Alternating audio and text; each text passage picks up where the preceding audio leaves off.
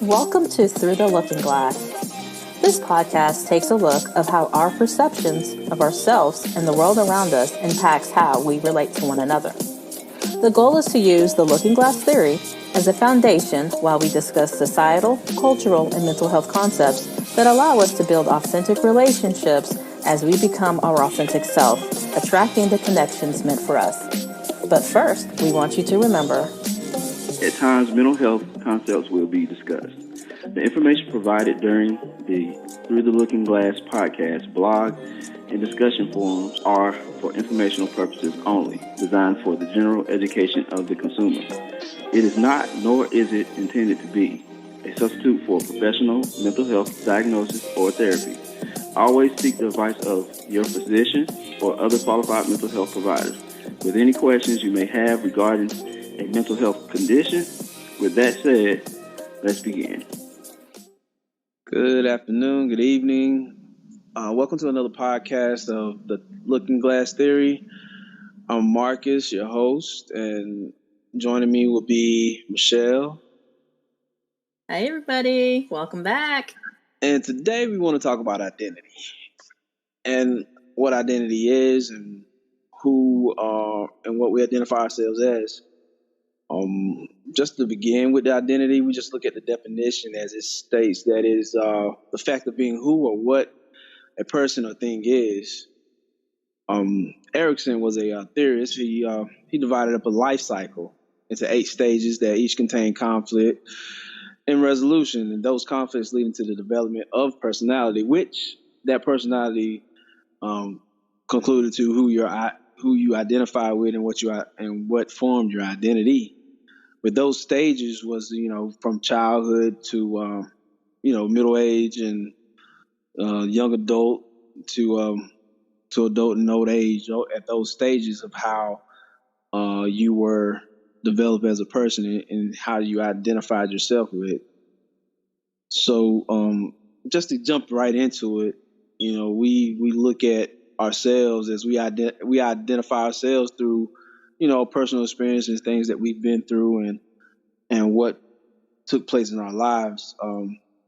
Like I would take myself as a person that I identify with, my culture, my race, my religion, and all those things come into as what I identify as or who I identify with. Would you agree, Michelle? Yeah, absolutely. And as we were preparing for this podcast and just looking more in depth with the term identity, it can get really layered, such as the items and elements that Marcus was just talking about, right? Your beliefs, your personality, your looks, your expressions are all typical terms of what we think about when we think about our identity. But when you look at it in different areas like cognitive psychology, the term identity can refer to the capacity of self-reflection and awareness of self, versus in psychology, there's a self identity and a group or collective identity, which you look at when you're thinking about sociology. But I know for me, when I think about personal development, it's that cognitive psychology definition that really speaks to me and I resonate with when I'm thinking about self-reflection or just awareness of self, right? Because trying to be authentic and being truly who you are and true to yourself takes a lot of self-reflection and awareness. So when I'm looking or thinking about the term identity, it really comes to me in very different areas depending on what we're talking about. So kind of piggybacking on what you said about the beliefs, personalities, and who you relate to and connect with versus that self-reflection and awareness of who you are as an individual. So yeah, the term identity, it's a really heavy term. It can get really complicated, but it's a term that people use a lot. Yeah, and just looking at it, and it's different ways of how people identify themselves or with who you identify with. But we look at it through a worldview, and we look at it as a your self view. Like the world can look at you as a great person or an evil person or just outstanding. They see what they see on the outside. They see like the top layer of yourself, and they identify with that. and identify with who you are until they get to talk with you, know you, interact with you. Then they can identify you as they can make more, as Michelle was saying, like dig into the layers of your identity and know and receive you in that way. Personally, you when you identify yourself, you may not see yourself as others may see you. So it's sometimes it's hard to accept what the world see you as. And then we have to, I think about that. When I think about that, I think about the perception and how you perceive yourself, and I think about a saying that I think Michelle had. She sent me some YouTube thing, I think Muji or something like that. Yes, I did. and he said the perceiver cannot be perceived, and that was, and it really, like, it was kind of like aha. It's like you can't really see yourself as anything, because only others can only perceive you. You can't perceive yourself, and it just made me think of that. And it's like you have to, just come to grips with who you are and just be, who you identify with.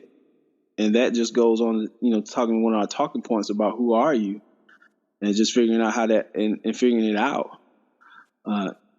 Michelle, you have anything on that? Well, yeah, like, and we'll connect that video that I sent Marcus as we were preparing for this podcast, so you all can kind of see how that teaching goes. But again, like, the eye cannot see itself.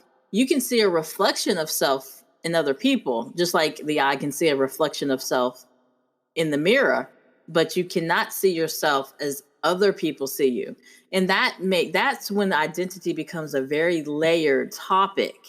It's not only how you define yourself, but how does the community or the outside or an external world view you and define you, right? It's kind of like, are you the same person as you are today? Will you be the same person tomorrow? Versus, or are you a changeable personality? And then when you ask those types of questions, like, I believe Marcus and myself can kind of say, if you meet me today, I will be most likely 99.999% the same person you're going to meet in the next 10 years, right? There's going to be developmental growth and personal growth. But at my core, I'm who I am. I really don't change around my environment, my circumstance, or individuals, because I'm just really comfortable in my own skin. And it's like, if you don't like me today, you probably won't like me tomorrow or the next week or the next year, because I'm just not changeable. That's how I feel about myself. Now, if I ask somebody else that, they might be like, well, no, I can't figure out who you are, right? But in some ways, people, yeah, you're right. And like those that you can't figure out who they are, they're kind of like chameleons. They identify with what's around them. And I think it may be a bad habit. It might not be a bad habit to some people, but sometimes you'll never be your true self because you're always trying to adapt to, others around you. You're not being your authentic self. You're not identified. You identify with the people, but you identify to the point where you change to that crowd or that group or setting that you're in. And it's kind of hard. It goes back to one of the other podcasts. It's like you're just draining yourself. You're killing yourself when you try to identify with everything. Here's a question for you, because I know INFJs. What's up, INFJs? If you guys are listening, woo woo. We are usually identified as chameleons because we kind of study the person or the setting we're in and kind of maneuver around accordingly. But that's not necessarily to present ourselves as somebody else. It's really just to kind of say, okay, I need to speak at the level of these individuals, or I need to be able to process or engage at the level of these individuals, so they'll understand me, they'll hear me, we'll be able to communicate and connect. Because sometimes when you talk over somebody, that connection just won't be there. Yeah. So how do you adjust or talk about identity when it comes to that? So because bringing up the term chameleon, in looking at that, there are ways that can be a positive and a negative, right? If you're having to adjust your personality to make connection for something like a job or therapy or counseling, that could be considered a good thing because that person has to receive the communication, right? Communication is a two-way street. You either receive it or you don't, right? And if the Yeah. person that you're speaking to is not receiving it, then communication isn't happening. So maybe I have to adjust the way I do things to make sure whomever I'm trying to communicate with receives me. Is that the same thing as being a chameleon when it comes to identity in your thought process? Well, in my thought process, that in that way, when you say with the INFJ, which you guys are what, introverts, secluded, and but you Watch have it. You that better use good terms. you have to I guess you think about it, yeah, you do have to adapt to it because I guess you go back to when you was reading and writing and doing your English class, and your teacher, would tell you you need to write, or you need to speak, as if you were talking to your peers. So you have to adapt to the group or setting that you're speaking to, so you can communicate correctly with them. So that way, what you're talking about with changing or chameleon, changing to identify with the group that or setting or job or anything like that, that's positive. Now, that's a positive. I think that's a positive because you're adapting to that environment, and you're working in, because you're not going to talk about, what I'm saying, like in the mental health field, you're not going to go home and talk about the mental health field to, to your spouse or to your kids. You have to, change change your speech, or change what you're talking about, or change the subject, because you're not going to talk about that, to your 15-year-old son or something like that. So yeah, you do have to identify that in that way. It can be positive, when it going in like a job setting, or that right there, because identity, it encompasses the memories, the experiences, relationships, and values that create one's sense of self, and that and it creates a steady sense of this, and it creates it over time. So you have to, that's a part of your identity, your job environment, your work environment, your school environment, your home environment. All that's a part of your identity. So in terms of what you're not, I say a chameleon, but you are adapting to the different spaces that you're in order to be successful. But you're not stuck in those settings or identity. And I think I say like that when I go to like a negative. When it's negative, it's like you adapt to situations that you shouldn't even be in, or settings that you shouldn't go in, even though it's a part of the experience of your life. Like say for instance, you get into like let's go setting up peer pressure and things like that. You have this in crowd and doing things that are negative, or behaviors that's just not acceptable, and you adapt that way. Would that be negative?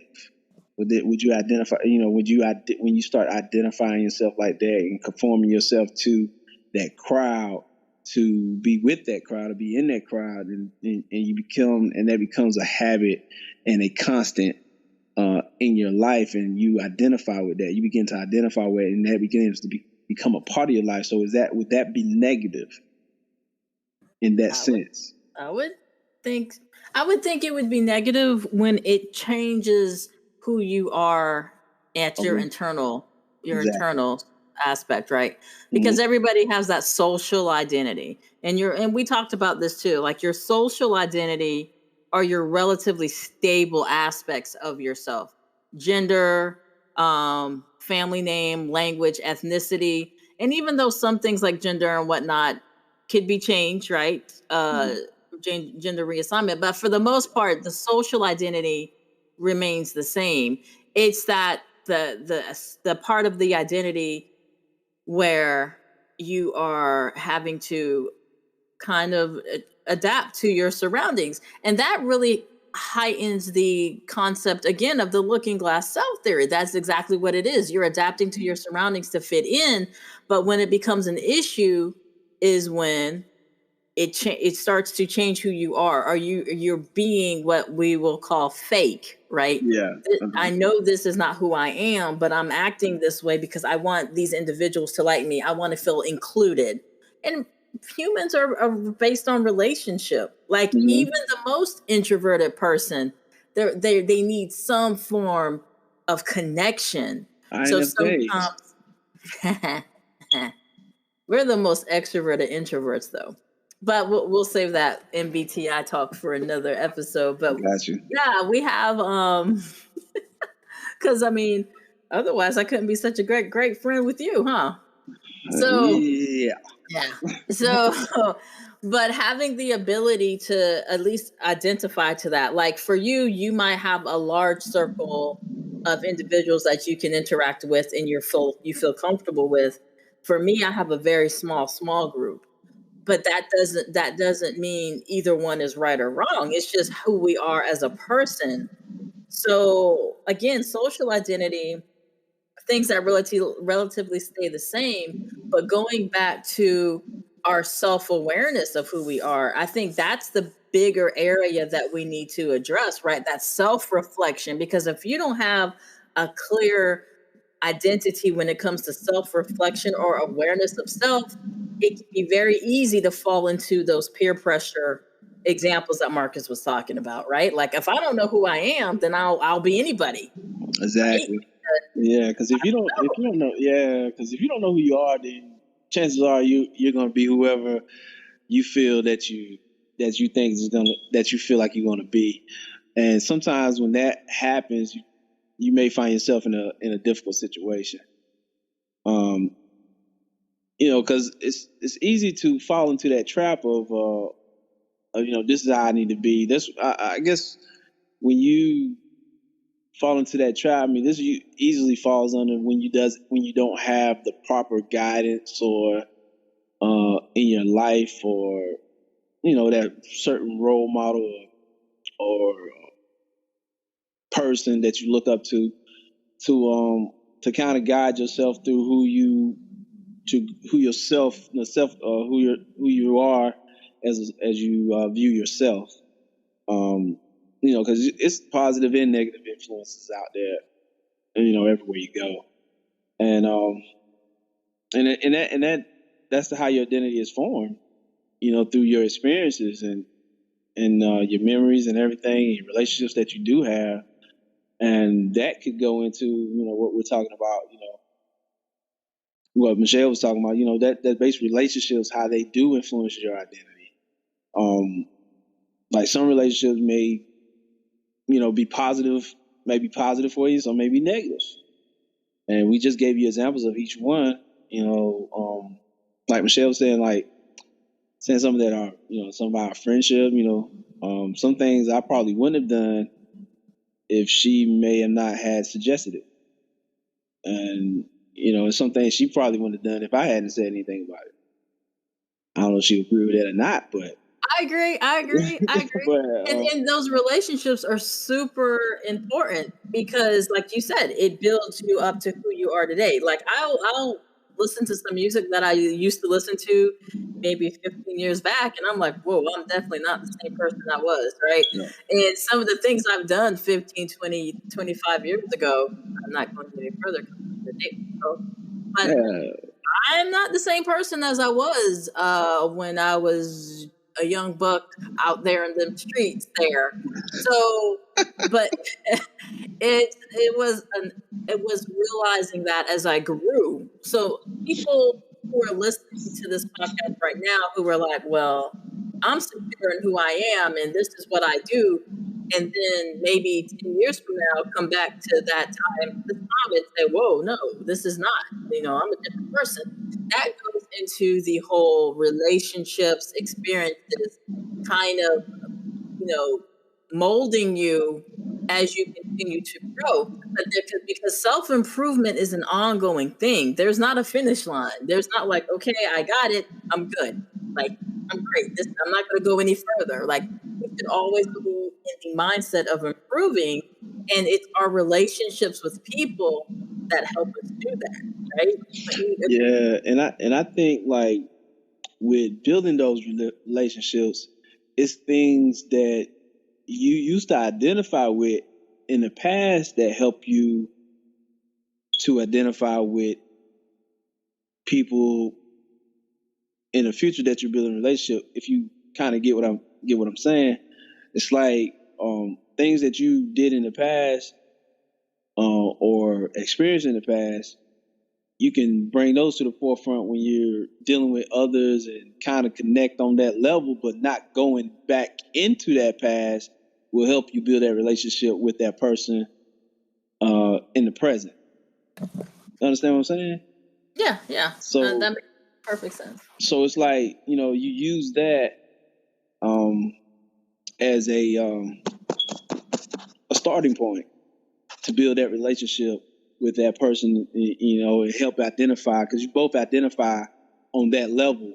But then once the relationship moves on and it grows, you start to identify with with other things beside that one past that you had, or that the experience that you had in the past.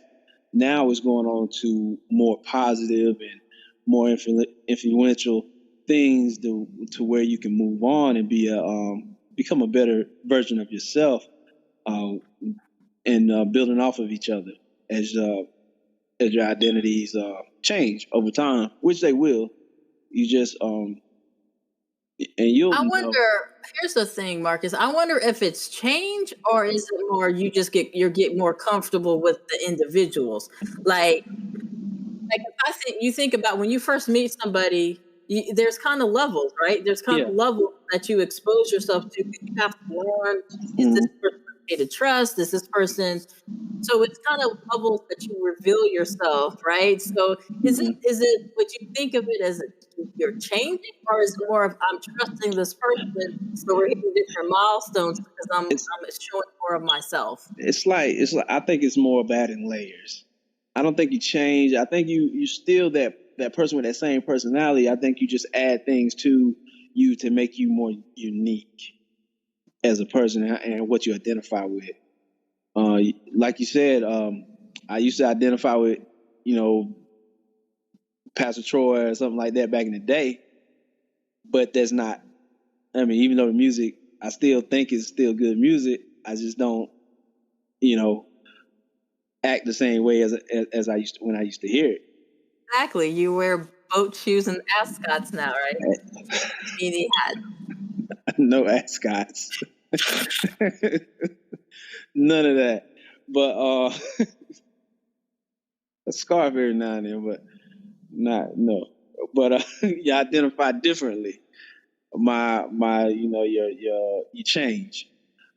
In some ways, and it's for the good. I mean, you're not gonna go out and cuss anybody out, throw bows in the club or anything like that. It's more, you going out, you shaking hands, you identify differently. You talk to people differently. And it's not bad. It's just added to the layers that you are and what you identify yourself as. People, you can't. It's like saying, like, I would say in the spiritual sense, they say, you kill the old man that you used to be, and you allow that new man to be who you are, because that old man would have kept you in trouble. So exactly.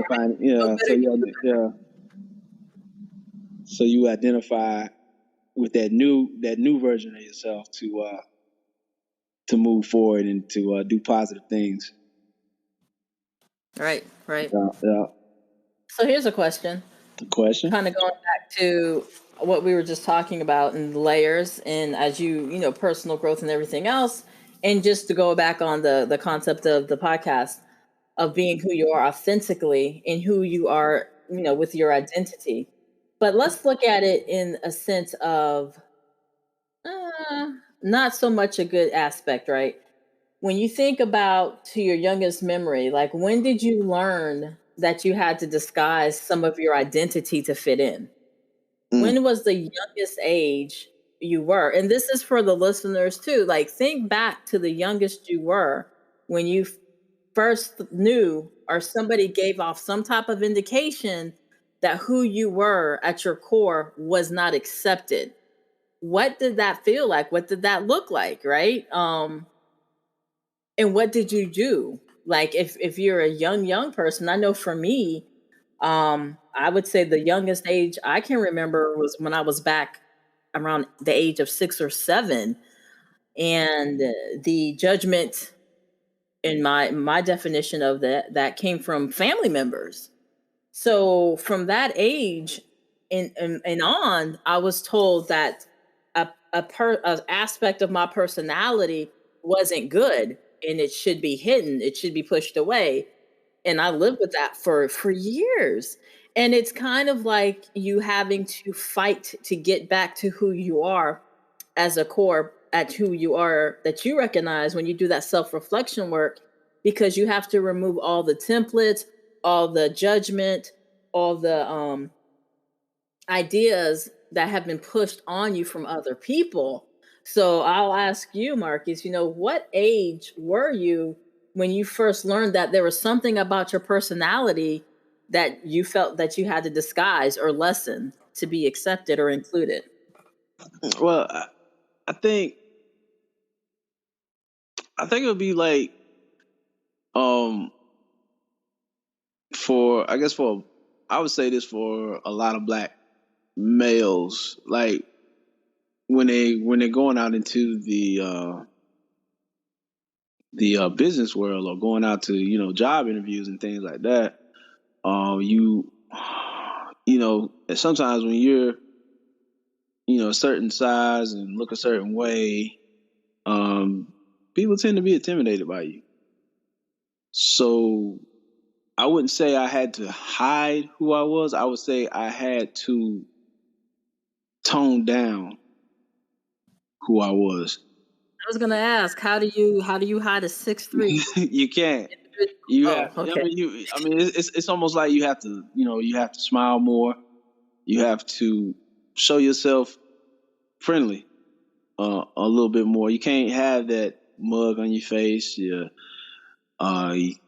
Because not intentionally. It's like usually, like sometimes it would happen to me all the time. Like if I was just having to walk around somewhere and if somebody didn't notice me, it almost scared the daylights out of them, because this tall, dark figure right here, and just people just have to be afraid of you. So you have to put a smile on, and and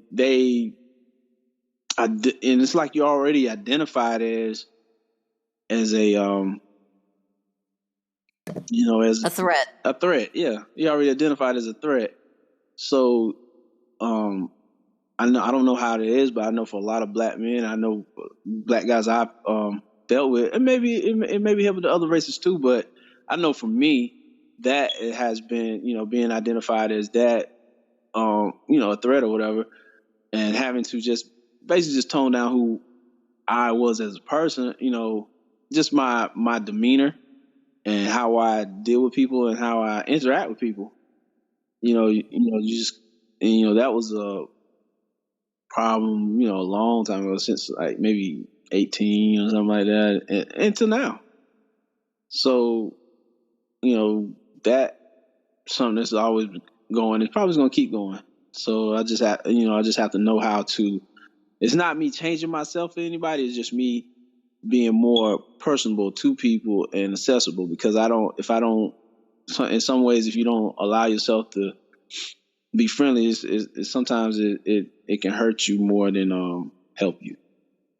Yeah, absolutely. And for my example would be, as an African American female, we are always looked at as being extremely aggressive or angry. We can't have a bad day at the office. She's an angry black woman, right? So there's that element, or being an introvert and not wanting to talk to people and kind of being off on your own and doing your best work solo. That can be looked at as something other than who you are. Again, the social construct of what people feel you are supposed to be, that's so different from who you are.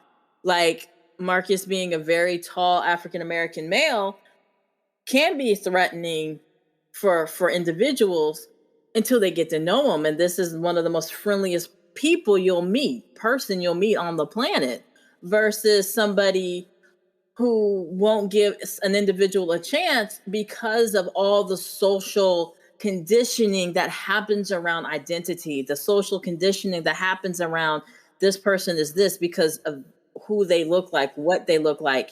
And let's be honest, let's talk about names being a part of an identity when names are coming across on resumes. And I'm going to be very transparent here because that's what I do. When I named my kids, I purposely picked names that look good on resumes. I did. And I have no shame with that because I know the world that my kids are going out to. And I know that, okay, being a minority, being of African American descent, you're already going to have to struggle a little bit harder, right? We don't have some of that same privilege that's out there. So anything I can do to set my kids up to where they can get a little bit further along without being judged right off the bat from the name on the resume, I'm going to do that because I'm not ignorant to what's out there. So I guess to kind of tie some of the stuff in, we're not saying, go out there and be you to the point of where you can't interact or maneuver and do what you need to do, right? We all sometimes have to play the game. Mm-hmm. And there's politics and everything else, but depending on what you're trying to do, where you're trying to get to, sometimes you got to do what you need to do. The key is not losing who you are, not forgetting who you are, because once that happens, that's when you run into problems. Wouldn't you agree, Marcus? Yeah, you do. Like when you you don't forget who you like, to tie it back into identity. You don't forget where you come from. You don't forget your culture, your religion, your people, or places where you come from, your traditions and things like that. Because once you lose that, you lose yourself. Because those things that made you and who you are today, those who made your ancestors and things that you in the generalization of who you identify with. Because if you can get lost when you don't become your true authentic self. All that stuff is a part of you. It's what you identify with. It's who you are. Right. And it's not just your blood family. Like there's some people out there who have garbage as family. And I'm just being real. And I'm probably speaking to some people who are listening now to say, you know what? I don't want to identify with my family because they're garbage to me. They've been abusive. It was trauma. It was this, it was that, whatever else. We're not saying it has to be blood family. There's blood family, but there's also family that's chosen. Mm-hmm. Right. And I know for me, sometimes that chosen family who you choose to say, you know what, your family to me can be much more supportive than some blood family. So it's when we say the term family, we're not just saying who you were born into, because not everybody was born into a supportive, nurturing family. And we have to address that, right? People who have gone through foster care and things of that nature, they really don't identify with family as the term is looked at socially, but you can pick and choose who your family is. I know for me, the individuals I was with when I was in the military, I consider them family. Like I know I could call any of them up and they're going to ride whatever it is that I need, versus some blood family who might not, who might have to think a couple times and maybe have to get back to me in a week or so when I need support right now. So when we use the term family, it's not necessarily just who you're born into, it's who you choose to accommodate those titles as well. That's correct. Yeah, it's because I have plenty of extended family that I have, and even within my my blood family, there's plenty of those that do for me as much as I do for them. But because you make relationships of what they are. and those are part of what you of your identity too. Who and how you act, and and what you become in the future. And those are all relationships that you build throughout lifetimes and things like that. Because like they say, like some of your high school friends are gonna be your friends for life, but your college friends are probably gonna be the life. Some of the friends that you make for a lifetime. You might have one or two high school friends that hang around there that's still you're still good with and still cool with, but as you age, as you grow, things change, and you can't identify with a lot of them, and you have to continue to grow and mature. Right, right. It's the term ascending, right? When you ascend, when you're going through personal growth, sometimes you will outgrow relationships. And I tell people that a lot of times, when you start working on yourself, you will start losing relationships. When you start working on yourself, people who you thought you connected with don't connect with you anymore. They don't get you and you don't get them. And that's usually one of the fastest indicators that growth is happening. Things that used to interest you won't interest you anymore. People who used to be on the phone with for hours, or maybe 5 minutes if you're like me, it just won't happen anymore. So, and then you start to migrate or ascend to different levels where people are with you. And sometimes people will be able to follow you through your journey and ascend with you. But a lot of times you just outgrow those individuals and you'll have to leave them behind. No love lost.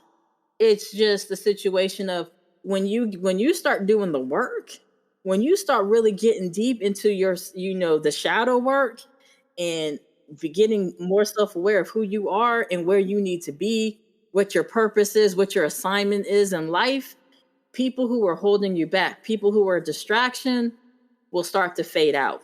Relationships will start to crumble because you're moving to the next level. And sometimes that can be uncomfortable, but as long as your soul is at peace, you're on the right track.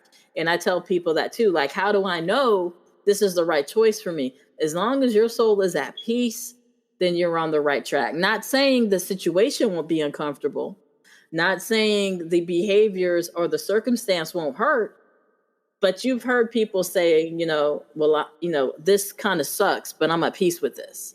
I didn't want to do this, or, I really care for that individual, but I'm at peace with this because I know it had to happen.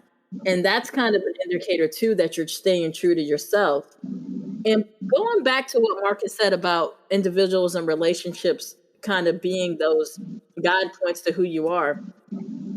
If you listen to our blind spot podcast, and I'll link that in the description, we kind of talk about blind spots. These are the same individuals who can check on blind spots, who can tell you when you're not acting like who you are, right? And somebody's like, this isn't you. Know thyself. Yes, exactly. Like, this isn't you. That's another way to kind of look at, okay, obviously I'm doing something's off, because this person who I trust and respect is telling me, like, this isn't who you are. Or somebody can kind of take differences in your personality to know that something's off. You always have to have these individuals around you. And again, it doesn't have to be a lot, but enough of people who know you authentically, who can address it and say, whoa, you're off track here, and kind of stop you from making poor decisions. Wouldn't you agree, Marcus? Yeah. Those are good points as far as, like, back to that podcast, the blind spot. Just, and those help you to become that person who you are. When you do have true friends and true allies in your that are there in your corner, that can point out your wrongs and your differences, without, it's gonna make you mad. Sometimes some may make you mad, but it's there to build you up. It's constructive criticism. So, and I know that I word. hate that. I know, I hate that. but it is what it is. I need another term. But okay, it's like the clay. Redirecting. Give me redirection. Clay painting canvas analogy, something like that. Yeah. And so you're just building yourself up to be a better version of yourself. So, with that being said, your identity is is what people perceive you are, but it's different. It's all types of elements that build your identity. From your experiences from childbirth, from your wilding out as a young adult, to your maturity as a becoming an adult. And some adults still haven't matured, so that still is an experience that within itself that creates who you are and what you identify with and how people identify you. So that being said, I don't know if there's anything else to be said. Michelle, do you have anything else on? Just kind of, I like to give homework. I like to give tidbits for people to kind of think about and marinate on after the podcast is over. Mm-hmm. And this one, I really feel that to get secure in who you are, or understanding or self-realization of who you are, it takes work. Like, it's something that is a process. It's nothing like when you wake up and it's like, oh, I know exactly who I am, and these are the steps, and this is 1, 2, 3, 4, 5. It's a checklist. It's not that simple. As we before in the beginning of this podcast, identity in the definition has different layers, different views. Depending on who you're talking to, who you're asking, or what lens you're looking at it with, they're going to give you a different representation. So finding out who you are, having individuals who can kind of say, when you were at your youngest, you were this. Like, if I ask my brother to describe who I am, he's going to give you a crazy honest answer. Some of the stuff I might not agree with, but then you have to ask yourself, why don't you agree with it, right? If somebody's being honest and you trust the person, it's not somebody who's doing this to hurt you or to freaking feel like garbage, but somebody who's honest and cares about you.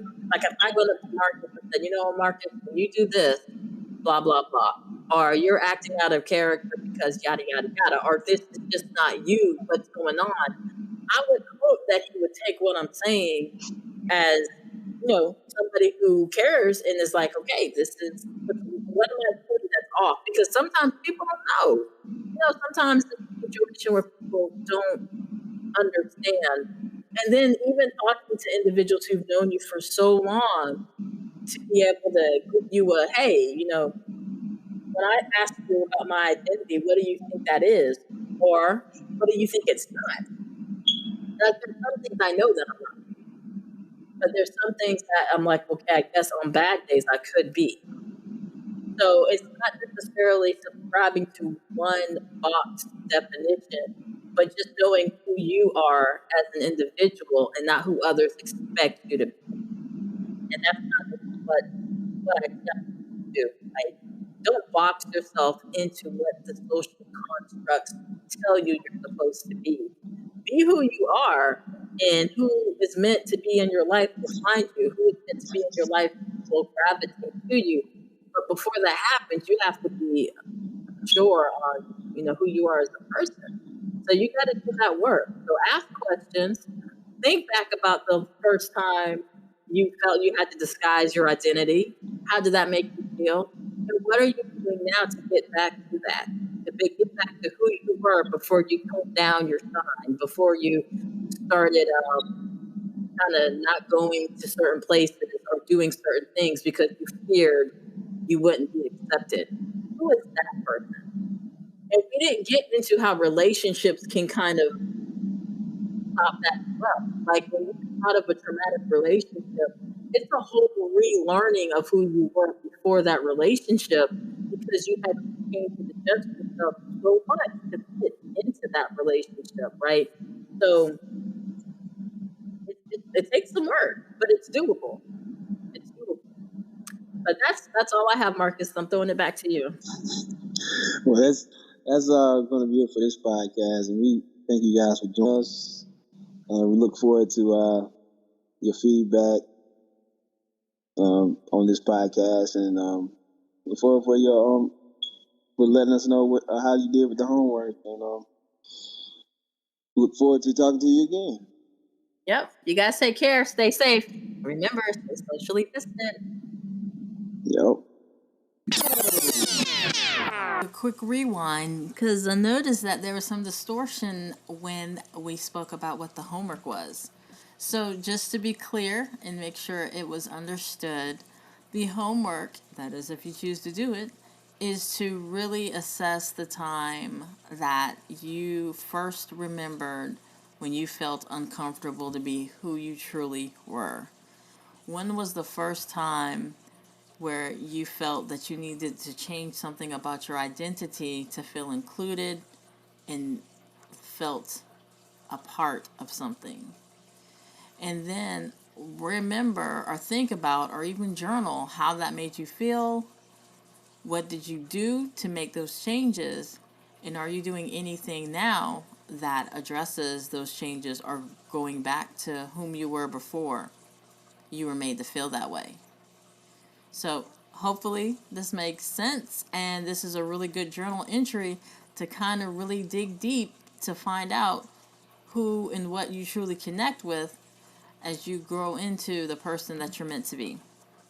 All right, thanks again, and we look forward to seeing and talking with you on our next episode.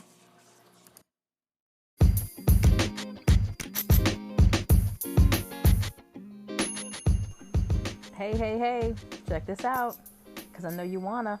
I really know you do. You want to start a podcast. So, why don't you hit up Anchor? It's the easiest way to get your podcast up and running, and it's free. Plus, they have creation tools that will allow you to record and edit your podcast straight from your phone or computer. Plus, they'll even distribute it for you, so you don't even have to get behind the scenes and do any of that geeky, nerdy stuff. You just hit record and start talking. Anchor does the rest. So if you want to be heard on Spotify, Apple Podcasts, and so many others, and let the world hear what you have to say, check it out. What do you have to lose? Did I mention it's free?